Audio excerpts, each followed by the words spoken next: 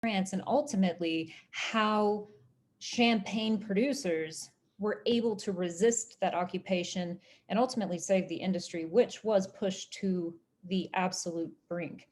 But before we get to World War II, I just want to give you a little background, a little history of how Champagne came to be, because I think this is something that gets mythologized quite a bit. It's a romantic story in a lot of ways, but it came about through uh, manipulation, practice, development, and through the introduction of new technology thanks to the Industrial Revolution. So a very quick look at the history of Champagne.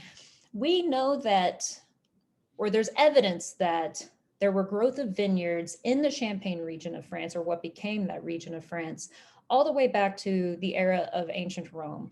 So after the Romans invaded what was called Gaul at the time, they brought with them many of the familiar trappings of Roman life, including vineyards.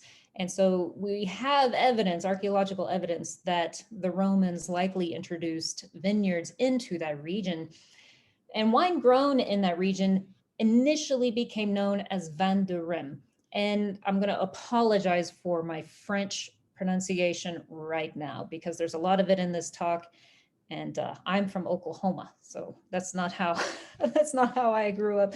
My mouth doesn't work that way. But anyway, so it was initially known as vin de Rhum, and the wine made in that region did gain notoriety over the centuries, and it got extra attention in 987 when Hugh Capet was coronated as King of France, and this was held at the cathedral in Reims. And that marked that location as a place of both spiritual and political importance. And all of the following Capet monarchs had their coronations at that cathedral as well, establishing a tradition, but also placing great emphasis on that region. But also at those coronation banquets, the local wine became a feature of the celebrations. And that helped connect both that region to the manufacture of wine, but also wine from that region to the French monarchy, which helped elevate the status of those Champagne vineyards.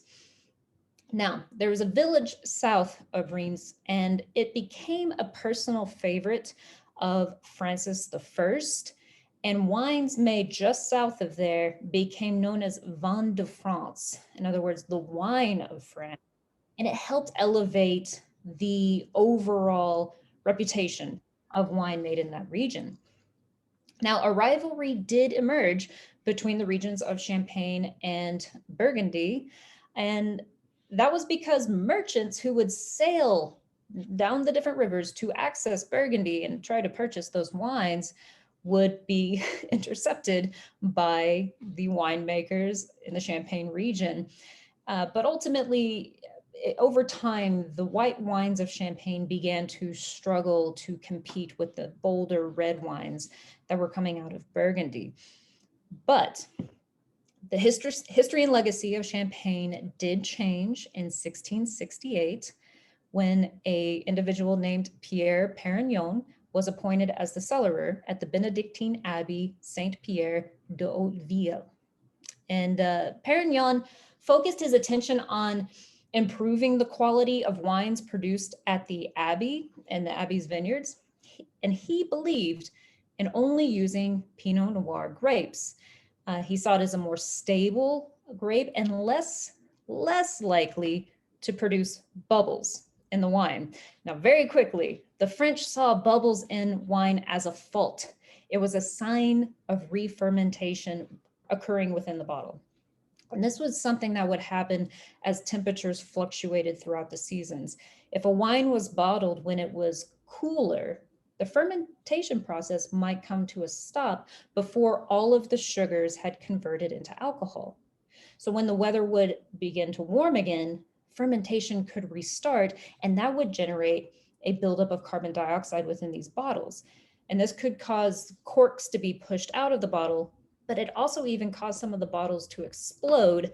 And if one bottle exploded in a cellar and it was surrounded by other bottles that were under similar pressure, a series of explosions could happen. And it put people at risk. If you imagine if you're working in a cellar and things just start exploding, it's not something that you want to be around. So they wanted to avoid re-fermentation, and Perignon implemented a number of changes in both the growing and the harvesting of these vineyards. He called for early morning harvesting and strict quality checks to ensure that there were no bruised or overly large grapes that were included in the production. And he wanted to minimize the amount of contact between the extracted grape juice and the grape skins to keep the leaching of tannins as low as possible. So we know this man as Dom Perignon. There's a lot of myths that surround him. He is an individual of alcohol history and lore. But many of those myths that surround him did originate in an 1821 account by an individual named Dom Groussard. And it was in his account of the Abbey, of which he was writing about and trying to draw some more interest in the history of the Abbey and also elevate its reputation. He just elevated Perignon in the process. And so he was the one who said things like Perignon invented Champagne. He points out certain elements of what Perignon did. I think he's even responsible for that quote of when Perignon invented or discovered Champagne, he said he was tasting the stars. This was all invention for the purpose of, I mean, it's good storytelling, but it did contribute to the myth of Dom Perignon. But I don't want to also undermine what he did. Perignon did make important contributions to the winemaking process in that region. And he also was very good and became very adept at blending grapes from multiple vineyards. And that became a key feature of the region as well. And by limiting the amount of contact between the extracted juice from the grape and the grape skins, he was able to successfully produce white wine from red wine grapes. So then, how did Champagne get its bubbles?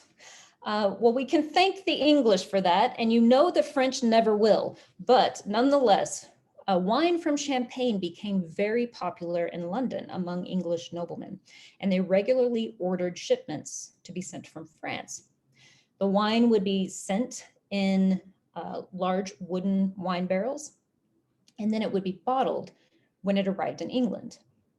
Now, the English had more durable glass bottles, and that was because they used coal-fired fires to make the glass bottles, whereas the French used wood fires to make their glass bottles. And ultimately what that did is it led to hotter temperatures and the ability to craft stronger glass bottles.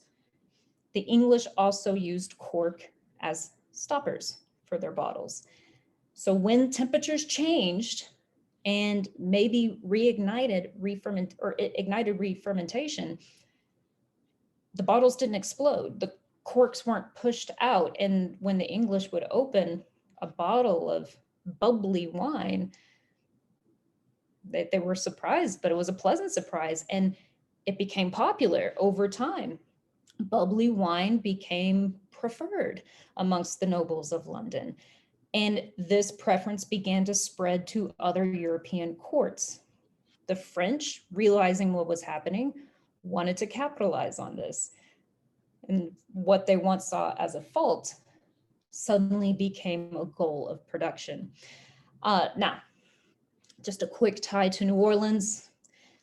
When Philippe II, the Duke of Orleans, became the regent of France in 1715, he wanted bubbly wine. He wanted that sparkling wine from Champagne, and he made that drink his mainstay at court. And that helped embed a love affair with Champagne, between the Champagne and the French people. So Champagne winemakers switched their production over to these new methods. This is also when we see merchants and wealthy individuals move in to develop their own houses of production. This includes Moet and Chandon, Louis Roederer, and Taittinger. We see these houses emerge in the 18th century during the Champagne craze.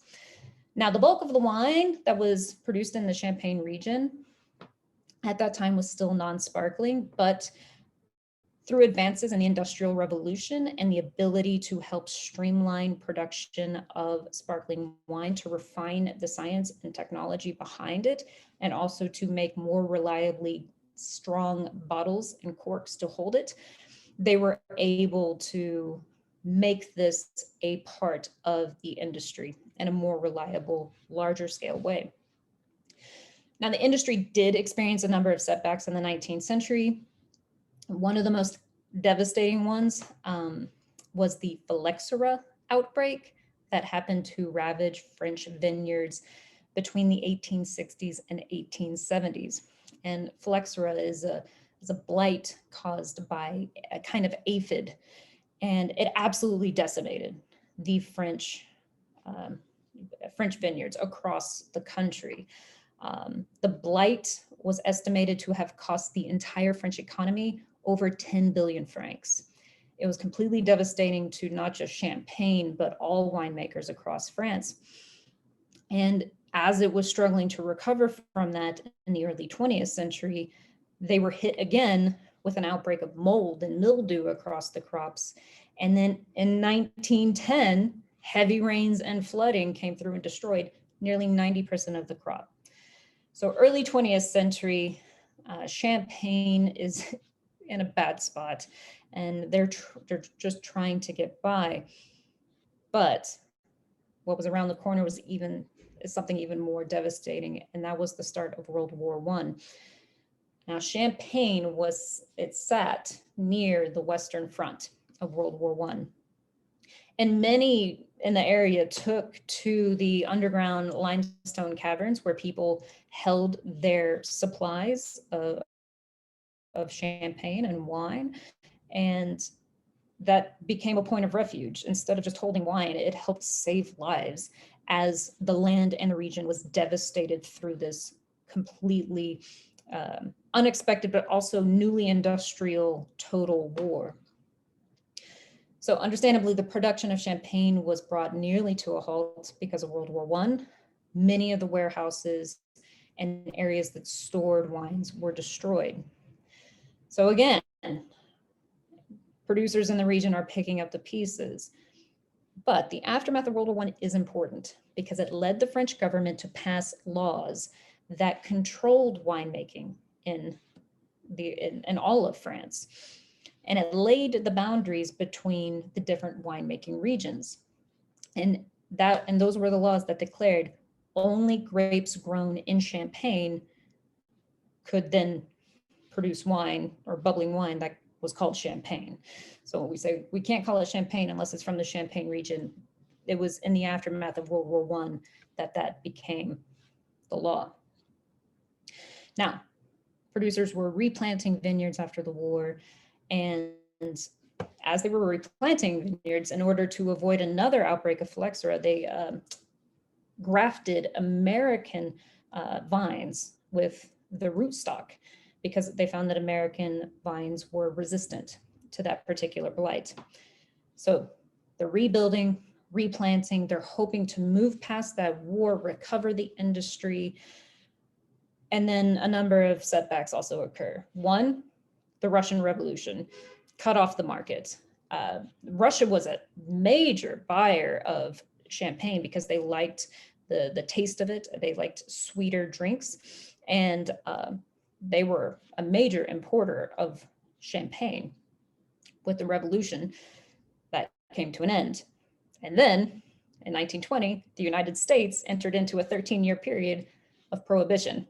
So as these producers are trying to pick up the pieces in the aftermath of World War I, they lost two major markets. So they were just trying to get themselves back together. They were struggling to find their feet in the wake of war, lost markets, and lackluster harvests.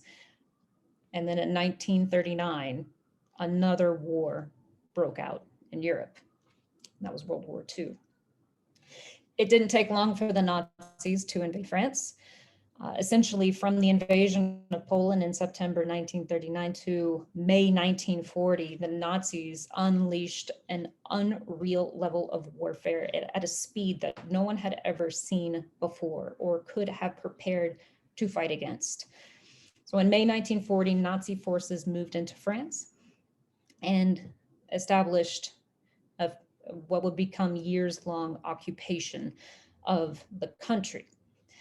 Now, the Nazis established control of the country's prized wine-producing regions and under the jurisdiction of Nazi officers. And they did focus heavily on Burgundy, Bordeaux, and Champaign. Now, initially, the Nazis unleashed a level of plunder that had no restraint. The Reichsmarshal Hermann Goering, he had a philosophy of plunder, and he encouraged all to participate. And Goering himself sought out and looted the spoils of war in every capacity. When his wine cellar was found by the Allied forces who were invading, they saw that it held over 16,000 bottles, most of them plundered from France. Apparently, he was particularly fond of a Bordeaux from Chateau Lafite Rothschild. That was a prominent feature in his stores. But it's estimated that in the first few weeks after the Nazis arrived, that they stole over 2 million bottles from Champagne alone. They were averaging something of a loss of 900,000 bottles a day. So to stem the ransacking, this is when the Nazis established officials to oversee these regions. And they were known as Weinführers. So the person put in charge of the Champagne region ended up being an individual who was from Cognac. He was from France. And his name was Otto Kleibisch. And his family was originally from France and had run a wine making and importation business. But because of their connections to Germany, in the aftermath of World War I, France confiscated that land and they had to relocate to Germany to keep running their business. So Otto Kleibisch was put in charge of of Champagne. And at first, the producers in Champagne thought maybe this could work. Maybe things won't be as bad under occupation, because as one of the winemakers said, quote, "If you're going to be shoved around, it was better to be shoved around by a winemaker and not by some beer drinking Nazi lout." But Kleibisch did shove around, and he did so immediately. He also had a taste for fine wines and champagne. So anytime he encountered poor quality, either wine or champagne, he knew it was bad. Keep that in mind. But as Kleibisch moved in, he confiscated the chateau of Bertrand de Vogue, the head of Veuve Clicquot Ponsardin, and he expelled Bertrand and his family. And he immediately, as I said, he immediately started throwing his weight around, began demanding as many as 400,000 bottles from the French winemakers per week. And this was to go to Germany to fill the stores of prominent Nazi officers and even Adolf Hitler himself. Interestingly enough, the man did not drink, but he liked collecting the bottles of wine. However, the winemakers in the region were in a tough spot. The harvest of 1940 had been a disaster, and the yield came in somewhere around 80% below average. But Kleibisch had orders to fill, so he demanded that these winemakers meet that order, meet that count. And the situation was growing increasingly untenable, especially because the Nazis weren't exactly paying full price for these goods. So during the Nazi occupation of Champagne, there are a number of stories that came out about different ways these producers resisted this occupation and resisted the efforts of the Nazis to extort the wine industry. Winemakers began filling bottles with the absolute worst of their supply, bottles that had bad corks, wine that had turned, stock that they knew otherwise would never sell. Those went to the Germans. Also, the tunnels that had been carved out for protection during World War I served as handy hiding spots for stores of champagne and wine. They built secret walls to hide their supplies as well. And some even shipped some of their champagne store or supply off to the United States and Great Britain for safekeeping.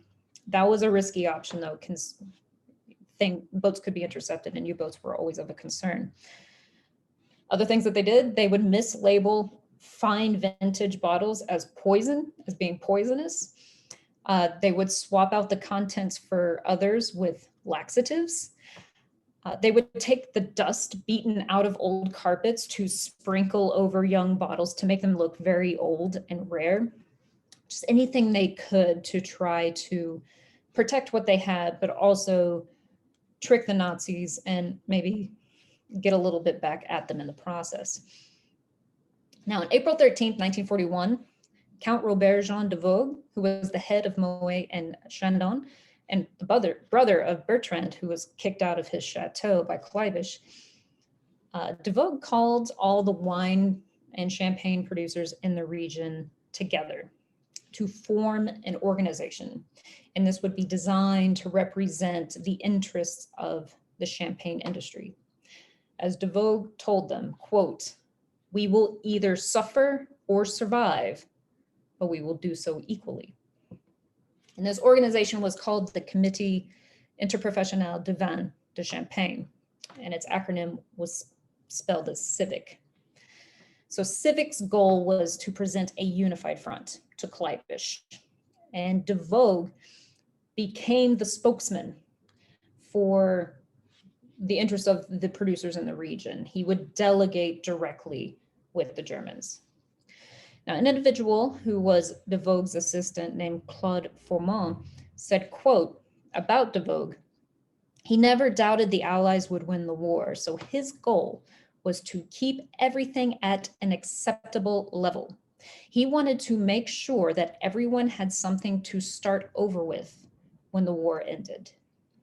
So that's ultimately what de Vogue's trying to do. Keep the Germans at bay till the war can end and they can, again, pick up the pieces.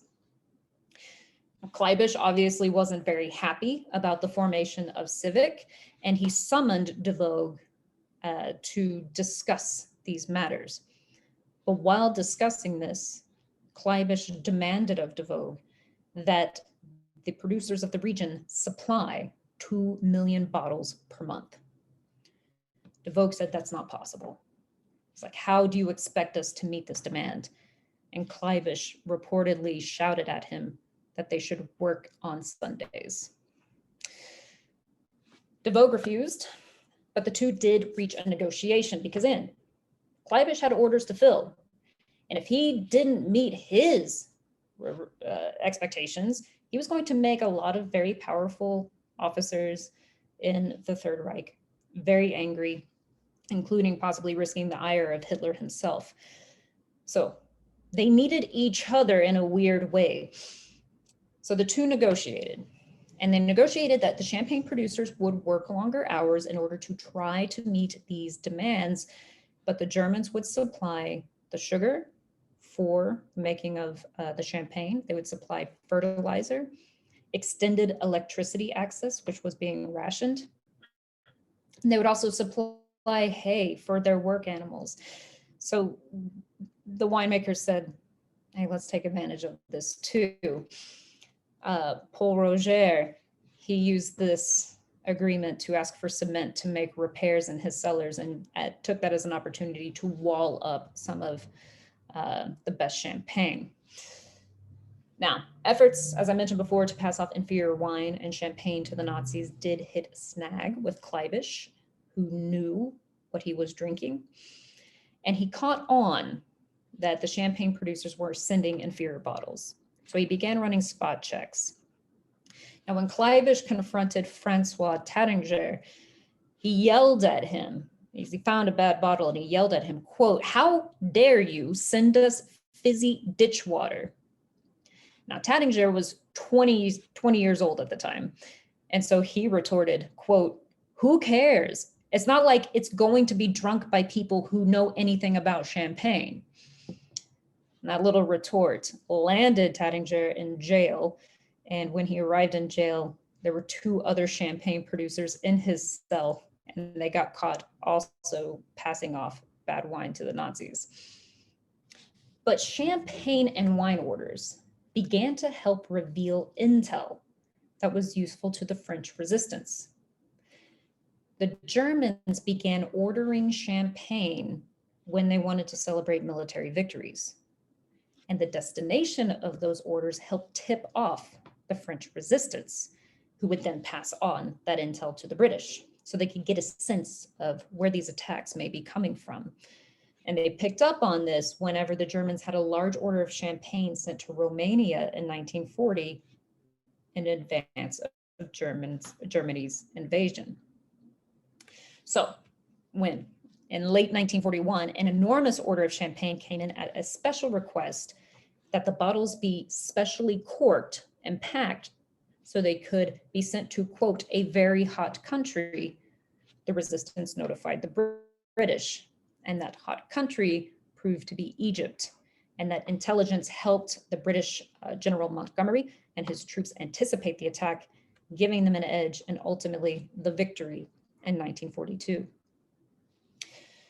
Now, continued demands from the Nazi regime pushed the Champagne region to the verge of collapse. And orders from Germany threatened to extinguish the supply entirely.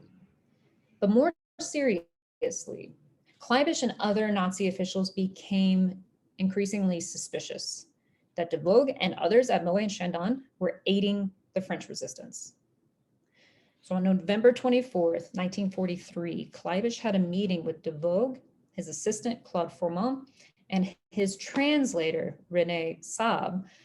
And it was during this meeting that Kleibisch received a call from the Gestapo. And after that call, all 3 men were placed under arrest.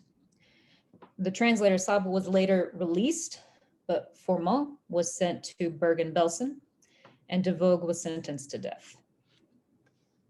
Now, the response to the news of this arrest shocked the producers across Champagne, and in response, the entire industry went on strike. Kleibisch threatened military force if they did not resume production, but they ignored the threat. So once again, Kleibisch found himself in an uncomfortable position. He was an individual who never wanted to draw too much attention to himself because he knew getting extra attention, especially in unfavorable conditions, never ended well for you when you were with a regime like the Nazis. So the strike forced Kleibisch to relent, and he did agree to suspend de Vogue's sentence, but he said he was doing so only because de Vogue had 5 children. Nonetheless, de Vogue remained in jail and in time would be sent to a labor camp. However, Kleibisch and the Germans found other ways to punish the champagne producers. Those who supported and led the strike were ordered to appear before a military tribunal, and they were given the choice between making a payment of 600,000 francs or 40 days of imprisonment. Nearly all opted to pay the fine. But Moet and Chandon was singled out for special punishment. Nearly all the members of the top management were sent to prison or to concentration camps. And then the German occupation authority took over running Moet, essentially, and then they put Otto Kleibisch in charge. Now, producers across Champagne did not bend to these efforts to squeeze out resistance. Marquis Suarez Dolan, who ran the Piper Idesec Champagne, he turned his vast cellar into a refuge for the resistance and even began stockpiling arms there in preparation to join the Allies whenever they arrived to liberate France. However, the Gestapo did discover this stockpile. The Marquis did escape, but he was not alone in gathering arms to prepare to fight the Nazis. And the French were simply just trying to hold on. They were living under occupation, resources were scarce, rations were running low, but there was news of the Normandy invasion. And that gave the people across France new hope. And by July 1944, Patton's forces were marching toward Champaign. Germans were caught off guard, and they, along with Kleibisch, fled the region. And the Allied Champagne campaign, as it was called, resulted in great celebration. Glasses of champagne were raised to toast the brave Americans who had arrived to liberate the region. And as Allied forces moved across the area, they endlessly stumbled into these decoy bottles that the French intended to sell to the Germans. One liberator commented, when he found a bad bottle with a good label, he recognized what it was, but he quipped that the French were, quote, just saving the good stuff for us. Now, Devoe did return to his family after being imprisoned in a labor camp for a year and a half. His survival is actually remarkable because when he arrived at the camp, the Nazis had marked him with the letters NN. That was Nacht in Nebel, and that means night in fog. This indicated that they singled him out to be worked to death. Devoe was near that point when he was finally found by a British officer. He was laying unconscious on the ground, but he was rescued. When he was reunited with his family, none recognized him, and he looked nothing like the man who had once faced down Otto Kleibisch. But Devoe stood as a witness at Kleibisch's trial for economic war crimes. But in a surprise to everyone at the trial, he noted that it was the Gestapo and not Kleibisch who had him arrested. And ultimately Kleibisch was exonerated for his crimes. Now, in the aftermath of the war, the industry did slowly rebuild itself. And that was entirely because it was guided by the tenacity of producers who had resisted Nazi occupation and challenged the demands of the Germans in both subtle and direct ways. And in a quote that beautifully captures this moment by Georges Dumont, who was a member of the Académie Française, wine was at the heart of this, champagne was at the heart of this. And Georges Dumont stated, quote, wine was one of the first signs of civilization to appear in the life of human beings. It is in the Bible, it is in Homer. It shines through all the pages of history, participating in the destiny of ingenious men. Thank you very much. Kristen, thank you very much. That was very good and took us in a lot of places, a lot of interesting places. So I'm going to open this up to questions. If anybody has any questions for Kristen, if you will raise your hand, we can call on you. If you want to put something in the chat, we can do that as well, and answer questions before we move on to the rest of the champagne tasting portion. It looks like Veronique put a question or a comment in the chat. She says, are there any decoy bottles left to try? Not that I know of, but it wouldn't surprise me if someone held on to one along the way. The amount of things that people have collected from World War II truly astounds the mind. I don't think we have any in the collection at the National World War II Museum. We do have some cognac bottles that were marked specifically for use by Wehrmacht officers. So it was one that was designated to go to the Nazis. Is that an actual cognac bottle, or is it something filled with something less appetizing? We don't know. It's never been opened. And I don't think the museum would open it today. I see a question about suggested reading. Thank you for reminding me of that. I would recommend, it's a wonderful book. It goes into it in probably the most detailed and it's an enjoyable read about this specific topic. It's a book called Wine and War: The French, the Nazis, and the Battle for France's Greatest Treasure. It is by the authors Don and Petey Kladstrup. I'll put the title and author information in the chat box, but it's a wonderful read. It's written in a nice narrative style. I pulled most of the quotes from this talk from that book. So it's just a fun book to read if you're interested in this topic. That's a great suggestion, because it seems like a super interesting topic where it could go in lots of different ways, especially the different regions. I'd be curious to know how the different regions reacted and if they did sort of the same things that the Champagne region did.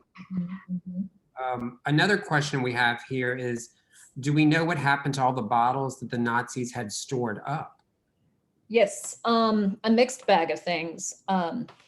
Some did go back to the original producers, but the Allies also did help themselves a little bit along the way. So a little column A, column B, but some of it was returned to the original estates that produced it, but a number of bottles went missing along the way.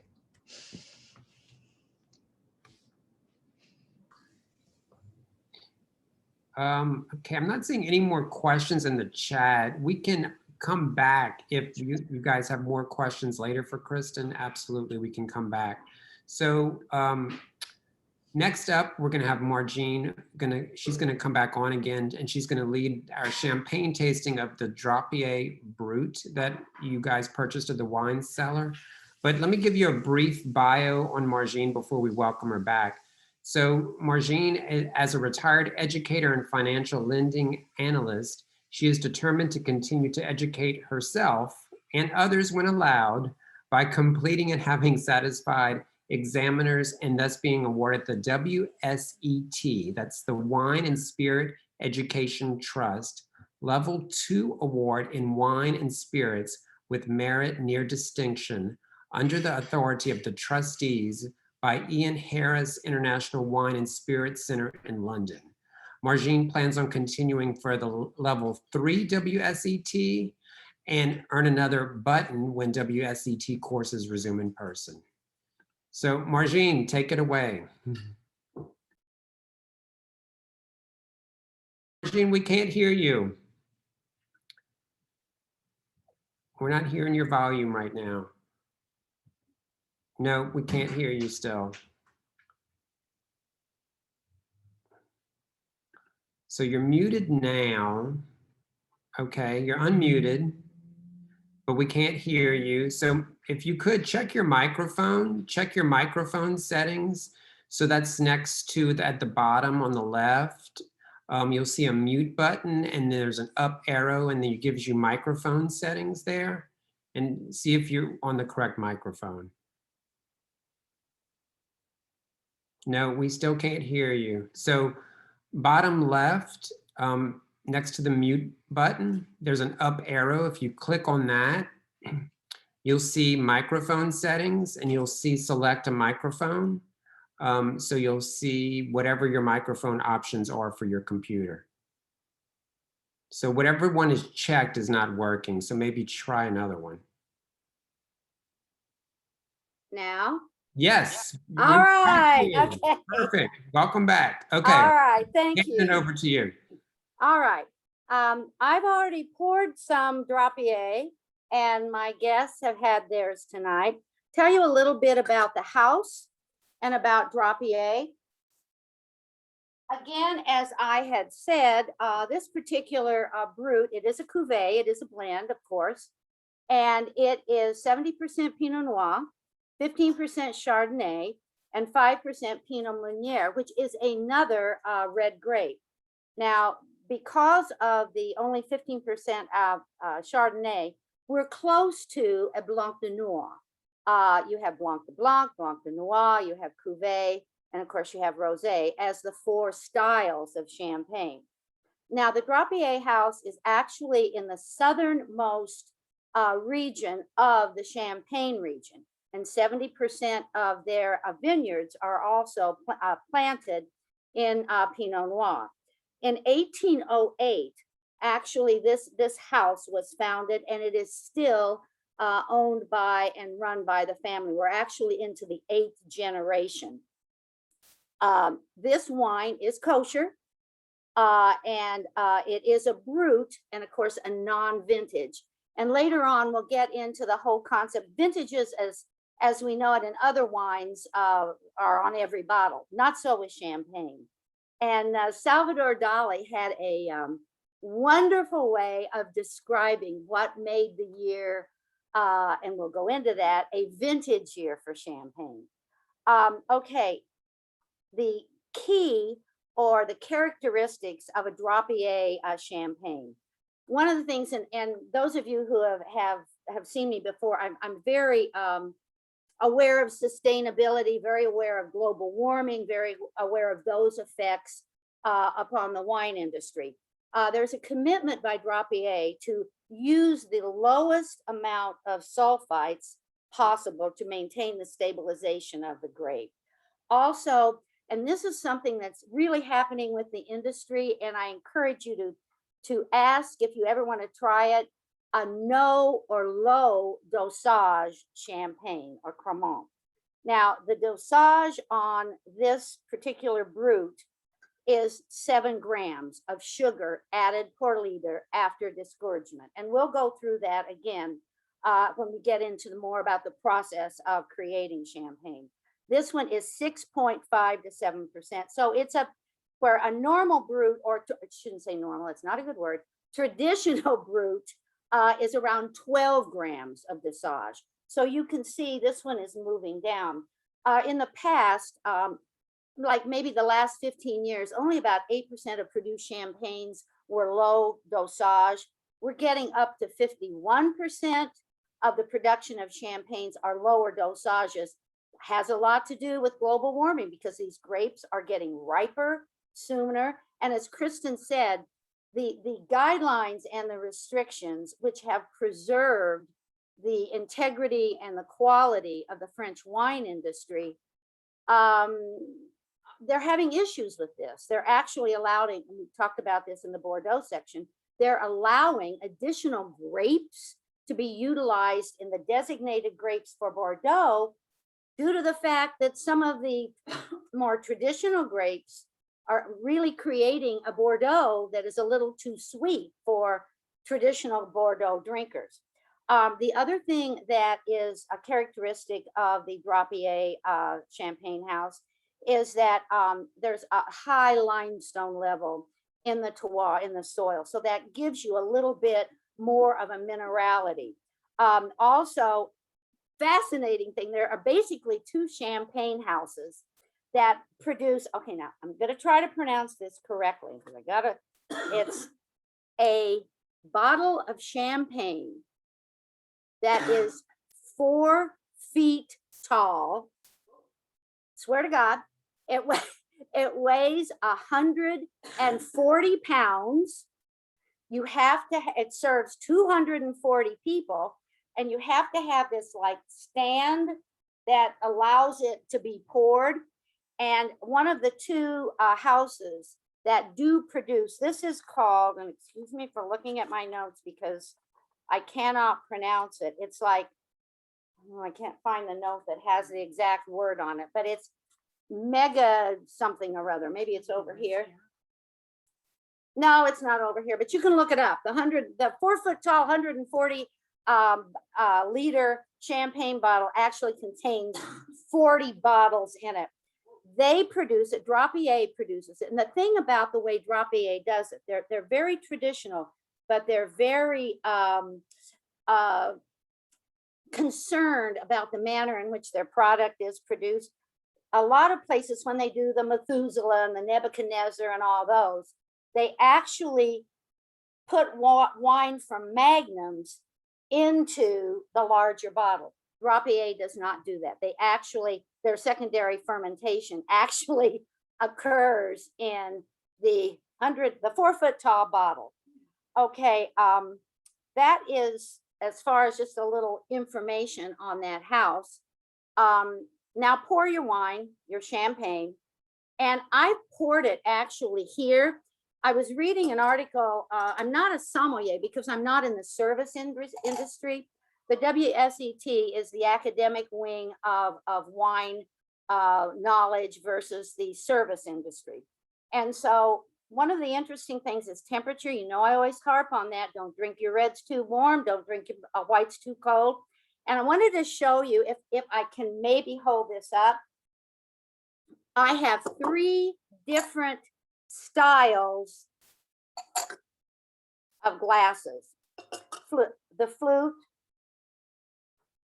the Western flute. Actually, this flute was developed in and used more in the United States. This is not the best flute to use to serve your champagne. What it does, because of the shape, you get the bubbles, which, you know, that's the exciting thing about champagne. That won't give you the taste of the grape. I love this one because A, it's beautiful, and B, it's antique French, and you've got a large mouth, so you get a succession of the bubbles up, and then they open and it breathes, and you get the true value of the fruit. This shorter glass is kind of sexy, you know, kind of thing, but most people enjoy using these and maybe holding out their little finger, but too much air can escape in this. Actually, what people who do tastings, who actually are rating the beverages, use just basically a wine glass that has a modified, and you can see it's about the same size as my French flute, but gives you a little bit more room down here. So pour your drink. I want you to, of course, first, you really get, this has a big nose. Remember, this is 80%, I was wrong, it's 80% Pinot Noir. And so you're gonna have more of a more dense taste than most champagnes.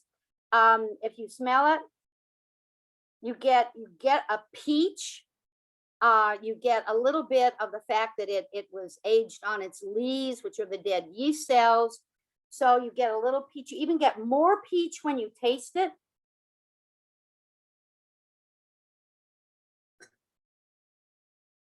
That's really nice. You can see, if you remember the Clicquot from last week, it wasn't that dense of a taste. You almost have a kind of a savory taste at the finish. I made dinner for my friends tonight. So in order to not lose the flavor and have it accentuate and compensate and make the food bloom, I did a roasted chicken only with a little ghee, a little olive oil, sprinkling of herbes de Provence. It's in the oven right now. And then I am doing just some of the very thin green beans, a teensy bit of bacon, a teensy bit, because I don't want to overwhelm the champagne, and then a nice salad with an easy vinaigrette. So enjoy, and if you have any questions, I'll try to answer. Margine, that Yes. meal sounds delicious. So, Oh, thank you. so Thank let me you. ask you this. So is the champagne to be paired with everything in that meal? Well, champagne is kind of a difficult, it's not like a Bordeaux. It's not like a Burgundy. It's a little more difficult to pair. I did that because we were doing champagne tonight, but I like doing champagnes for an aperitif. I like them with triple cream cheeses. I did actually a Réveillon and for a few friends who came over at Christmas Eve, and I took brioche. You take some brioche bread again, and you butter both sides again, more butter, as Julia Charles used to say, and you put it in your broiler. Be sure you get both sides done. And then you put a little creme fraiche, and you put some caviar and a little sliver of green onion.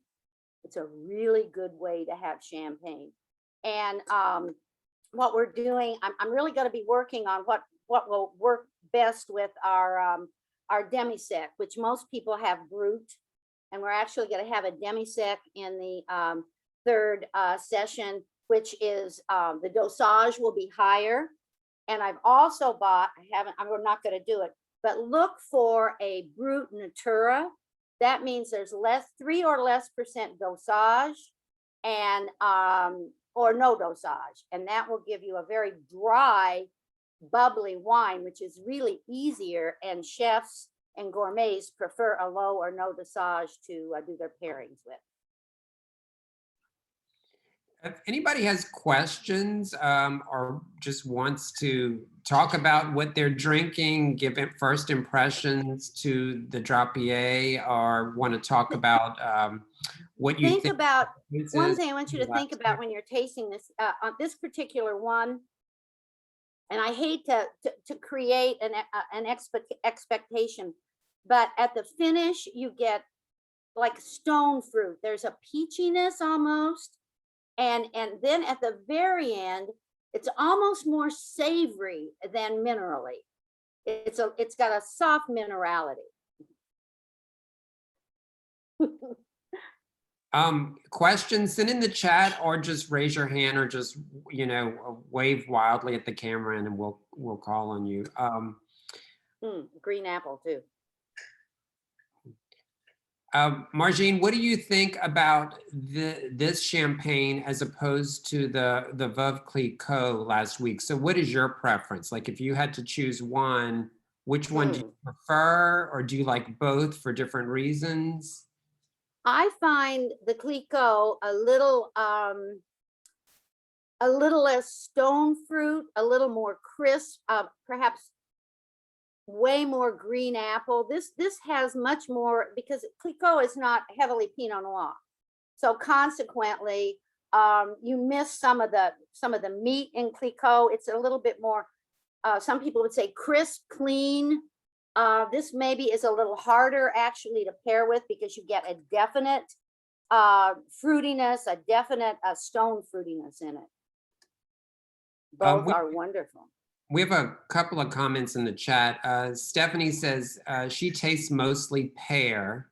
Okay, that again, you've got a kind of, oh hi, you've got kind of a there's a softness.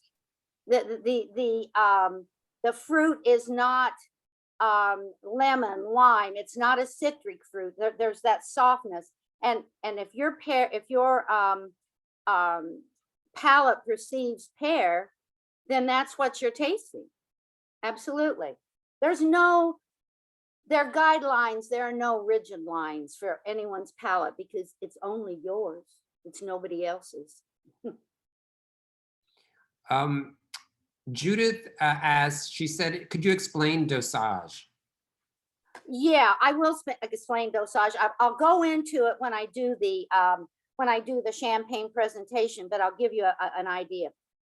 One of the reasons champagne is costly is because it's a very intricate, time-consuming, definite process. And there's primary fermentation, there's secondary fermentation when you're talking about champagne.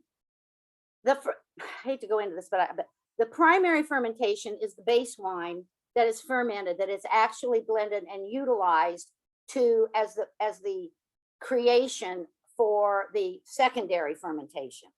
So in this case, our base wine was fermented, and that would have been the blend of the Pinot, the Chardonnay, and the Meunier. Then that is put into a bottle, and dosage is it's put in there with yeast, and there's a fermentation period. After a certain period of time, and after bottles have been riddled, and I'm not going to turn this one sideways, we'll have a mess. And they're like this. And as they've been turned, they used to all be riddled by hand.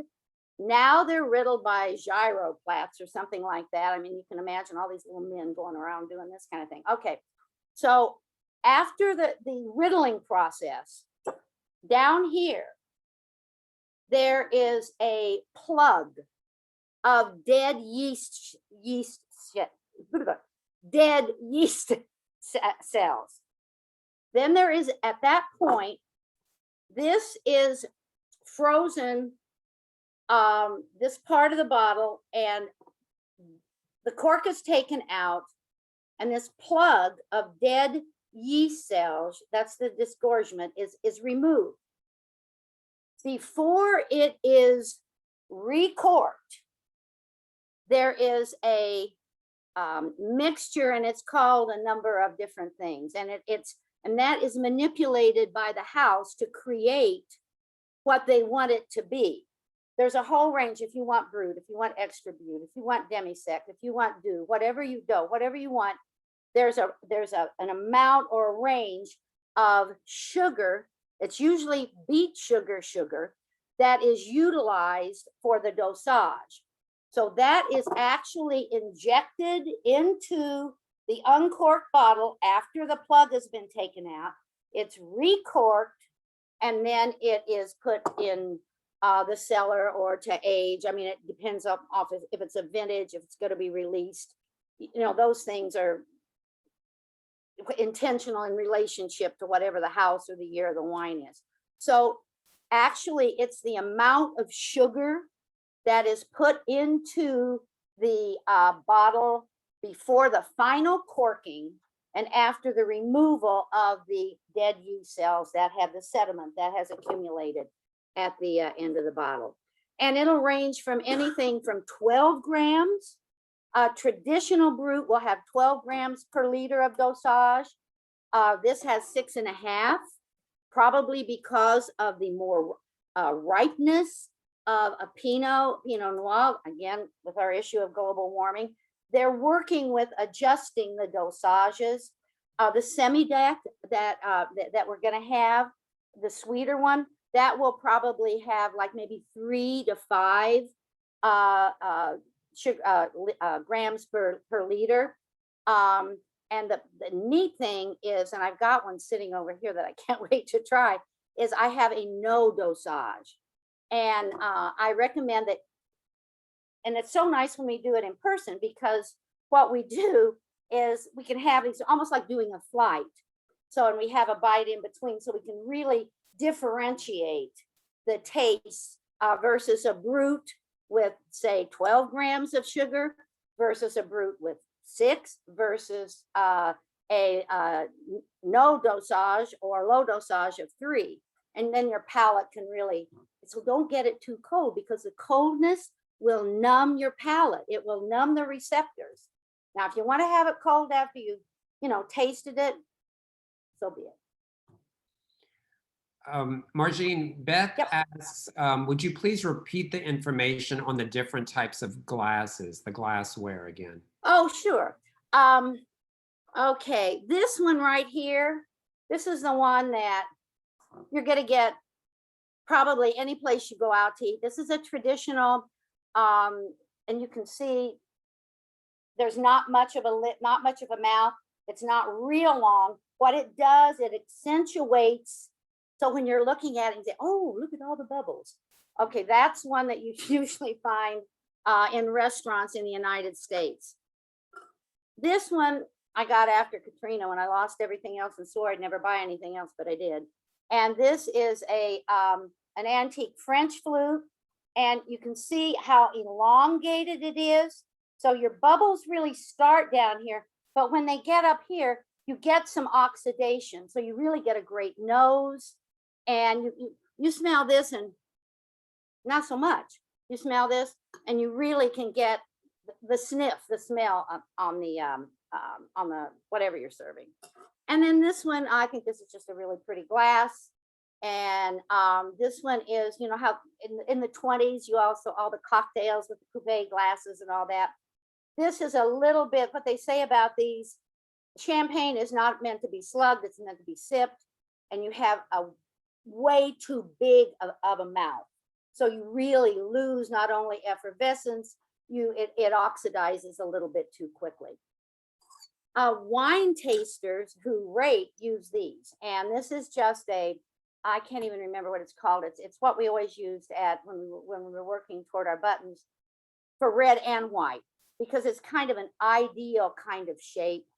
And you have enough space for your red wine if you want to do this, try doing this, you know, that you can see how that obviously is not going to work. And so to really get the grape and you're tasting, this is the best shape to use, according to wine connoisseurs. But I think it's kind of neat to have something pretty. That's just me personally. That makes it a little bit more magical and a little bit more festive. Margie, we have another question. Please talk about grower champagnes and how that's changing the industry. There's mixed emotions about this. It's like with anything that I think it kind of depends upon what hat you wear. I don't even know how to put this exactly. When it comes to champagne or wine, particularly French wine in Bordeaux and in Burgundy, those three areas, at least for me, I think one of the most significant, and Kristen talked about this, the most significant thing that happened to the wine industry was the creation of standards and regions and grapes. And so you retain integrity. I think, you know, innovation and a different approach can be positive. I just am kind of a stick in the mud when it comes to especially those three areas, but that's just me. The one thing that I do, and a little bit related about that, and we've talked about it in class before, something that has troubled me and is we have become brand and marketers. We don't know, and I'm not going to anyone in particular, but how many wines, when you go to the store and you're looking for something, do you have any idea what the grape is? We have gotten to the point, especially in the United States, of selling and marketing brands. So I'll just pull one, not right, wrong, good, bad. Josh, do you know what that particular grape is? Some people do, some people don't. But boy, the marketing job, I'll give you another example. Meiomi, in its origination, was a particular, I don't want to say recipe, but creation. The name, what we've gotten to in the States is the name can be sold, but the wine is totally different. So that's the thing I love about French wines. You pretty much know what you're going to get. And the levels and the classifications and the designations, I personally think is wonderful. Yeah, I hear what you're saying. I think that especially talks to the quality control that the French have with their wine, which is different than the American version. So, you know, even though the French do market their wine, kind of like we saw last week with Jean's presentation on Veuve Clicquot, there's marketing for that, but it's backed up by the fact that there are controls to absolutely conform. And you know, I'm sure, really interesting, you know that who owns Clicquot now? I'm sure Veronique, Louis Vuitton, I mean, you know, Hennessy, Moet, etc. And one of the other major oldest houses, it's called let's see, B-R-I-G-N-A-C. My French is non-existent. Thank you. But you know who owns 50% of that? And I think he might have sold it recently. Jay-Z, the rapper Jay-Z. So there you go. You know, who knows? It's beginning even to penetrate the established houses in France. One more comment about the flavor of the wine or the taste. Veronique, maybe I better have another little bit to make sure I can taste it, right? Okay. Please do. Please do. Everybody should pour a little bit extra. Yeah. Veronique says she feels like there might be a little bit of smokiness. Absolutely. There's a especially in the finish, it's almost some of the, in fact, some of the base wines that they use in this particular brut, they actually age in barrels, French oak. So you might be getting smokiness and you might be getting a little oakiness along with a little right at the finish. Exactly. This is not tank. I'm not going to go into that, but this is done appropriately. So yeah, definitely. I'm going to put, I'm curious to see what our audience says. I'm going to launch a poll, and I'm curious to see who prefers the Veuve Clicquot from last week and who prefers the Drapier from this Cool. week. I mean, both great and both very different, but great. Interesting. Mm-hmm. Yeah, Margine and I are seeing the results as they come in. Yeah. We'll a couple of more people to vote, and then we'll show everybody the results. Yeah. So Margine, last week we took a poll to see if people preferred champagne on the drier or the sweeter side. Mm-hmm. This group overwhelmingly liked the drier side. Yeah, exactly. That is pretty much international. And that's why I'm interested to see, that's why I wanted to do a demi-sec.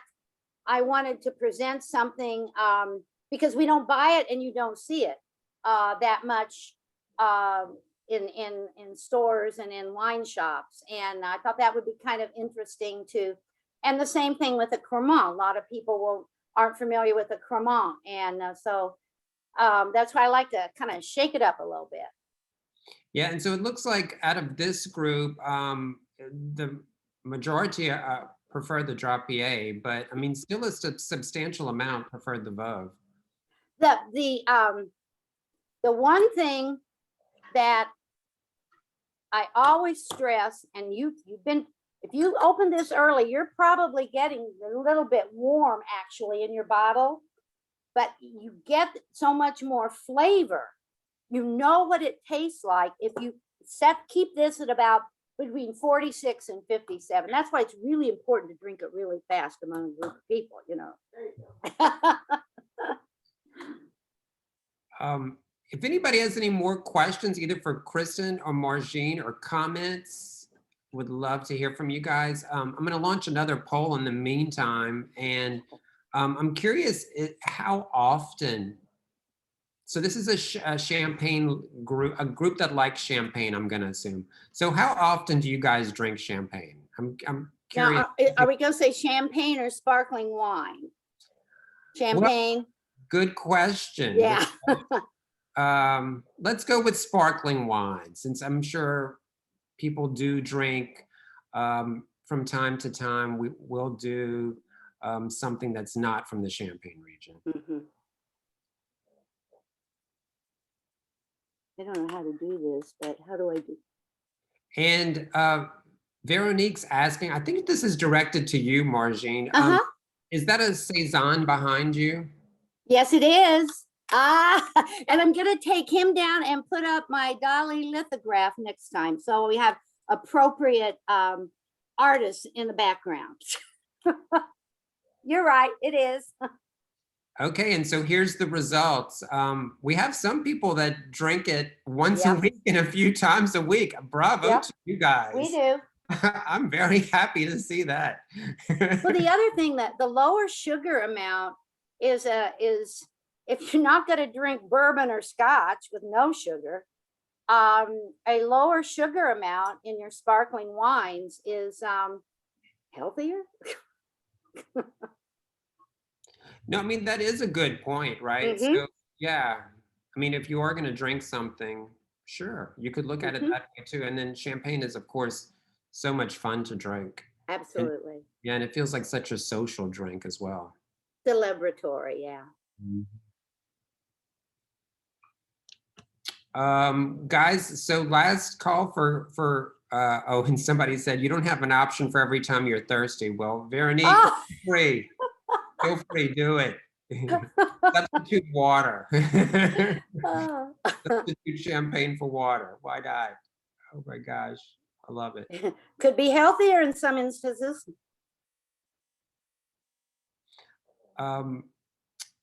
Yeah, yeah. Hey, Fred. Yeah, Fred says the sugar mostly Yeah. goes to CO2. That's right. The yeast and the sugar interact, as Kristen said too, creates that secondary fermentation in the bottle and creates the CO2. Exactly. Yep.